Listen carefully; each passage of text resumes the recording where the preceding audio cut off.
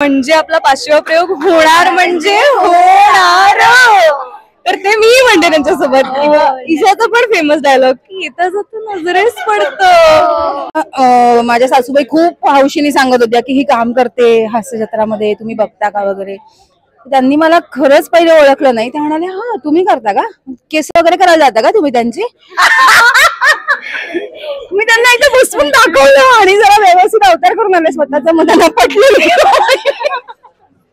महाराष्ट्राची हास्य जत्रा आणि अर्थातच पुन्हा एकदा त्याच दर्जेदार स्किट मधून तुम्हाला सगळ्यांना हसवायला येतात या सगळ्या जणी आणि त्यांच्यासोबत छान गप्पा गोष्टी करणार आहोत. सगळ्यात आधी स्वागत तुमच्या तिघींचं पण.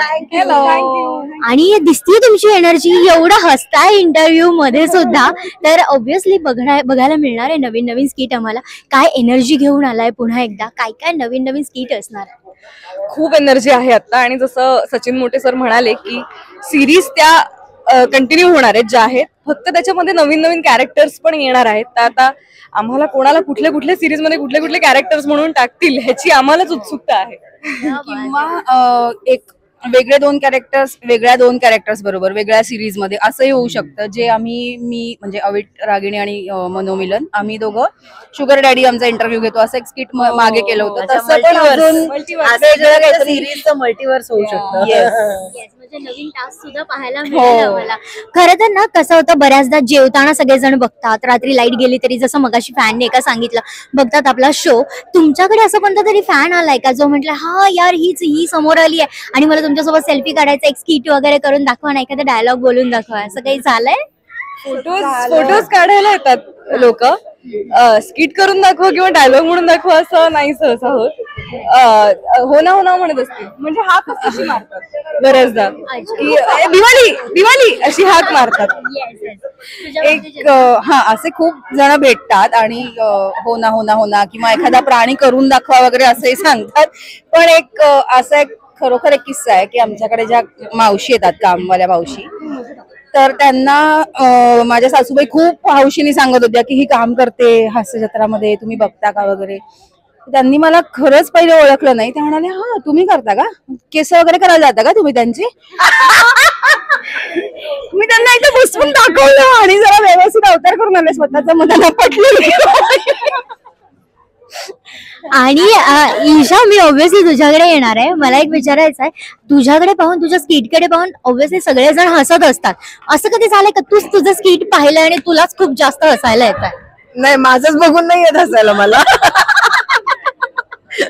माझ्या कॉमेडीवर हसणं कठीण आहे. पण नाही, इतर स्किट्स अनेक, एक शालू मालूचं शमेश प्रथमेशचं स्किट होतं, ते माझं प्रचंड लाडकं स्किट आहे. ते मी खूप रिपीटवर बघते आणि हसते. प्रियदर्शनी, मला सांग की ऑन स्क्रीन तर तुम्ही मजा मस्ती करताच, पण ऑफ स्क्रीन तुझं सगळ्यात जास्त बॉन्डिंग कोणासोबत आहे की ज्याला तू एका कोपऱ्यात घेऊन म्हटलं तरी म्हणजे त्याची खेचू शकते? ईशा. माझा प्रश्न असा होता की तुझी सगळ्यात जवळची फ्रेंड की ज्याला तू किती मनसोक्त गप्पा मारू शकते किंवा ऑफ स्क्रीन अशी खेचू शकते, अशी कोणती मैत्रीण आहे? तर तिने तुझं नाव दिलेलं आहे. येस. आणि आता शेवटच्या प्रश्नाकडे वळतोय. तर प्रियदर्शनी, मी तुला इकडे यायला सांग.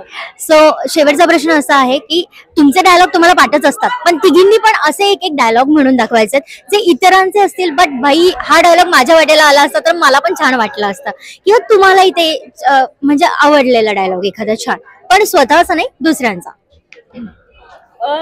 माझ्या वाट्याला आलं असतं हे ते डायलॉग्स आहेत ज्यासाठी प्रेक्षक पण थांबतात. तर तसं माझंही होतं. जसं की यांच्या स्किट मध्ये दोघं म्हणतात की म्हणजे आपला 5वा प्रयोग होणार म्हणजे होणार. तर ते मी म्हणते त्यांच्यासोबत. ईशाचा पण फेमस डायलॉग की येता जाता नजरेस पडतं. तर दरवेळेस ती म्हणते तो, तेव्हा माझं लक्ष असतं की ते कसं म्हणतीये आणि ते हे दोन्ही आहेच. म्हणजे आता ईशाचा डायलॉग आहेच. सेम मला अवली लवली कोहली पण आवडतं. जेव्हा म्हणजे तिकडे बसून आमच्या रिॲक्शन लावतात ना, आम्ही सोफ्यावर बसलेलो असतो तेव्हा मी दरवेळी ओरडते अवली लवली कोहली. हे तर फेमसच आहे, त्यात काही वादच नाही. नाही, हेच सगळे आहेत. म्हणजे आणि मला शालू मालू खूप मनापासून प्राणी करू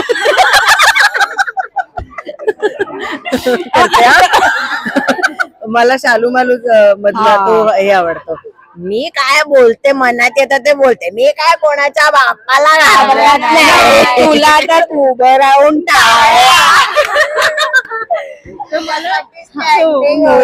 इव्हन आम्ही आमचा मागचा युएस दौरा होता तेव्हा प्रत्येक एअरपोर्टला आम्ही गवताचं पात नाचलेलो होतो. प्रत्येक एअरपोर्टला.